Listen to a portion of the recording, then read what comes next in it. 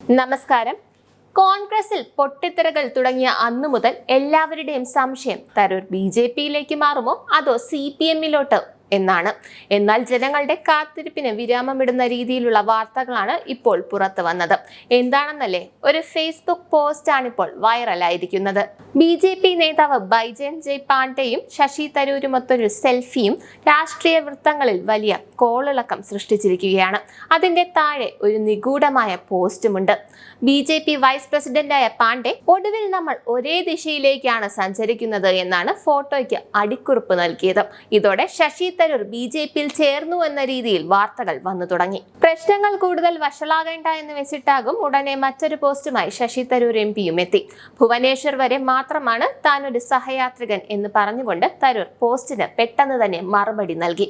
ഭുവനേശ്വറിലേക്കുള്ള സഹയാത്രികൻ മാത്രം. നാളെ രാവിലെ താൻ കലിംഗ ലിറ്റ് ഫെസ്റ്റിൽ പങ്കെടുക്കും, തിരിച്ചു വരുന്നു. തരൂർ ട്വീറ്റ് ചെയ്തതാണിത്.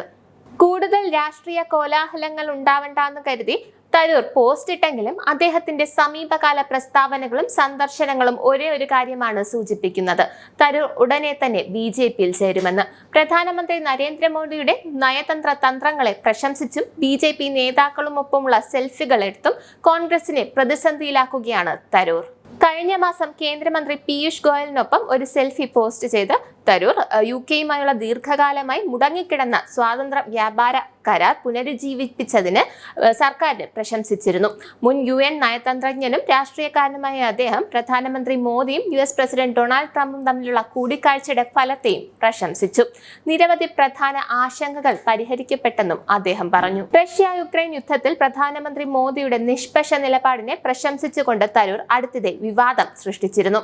മുമ്പ് അതിനെ എതിർത്തതിന് തന്റെ മുഖത്ത് മുട്ടയുടെ പഴുപ്പ് വീണതായി അദ്ദേഹം പറഞ്ഞു. ഞാൻ ഇപ്പോഴും എന്റെ മുഖത്ത് നിന്ന് മുട്ട തുടയ്ക്കുകയാണ്. കാരണം 2022 ഫെബ്രുവരിയിൽ ഇന്ത്യയുടെ നിലപാടിനെ ഞാൻ വിമർശിച്ചിരുന്നു.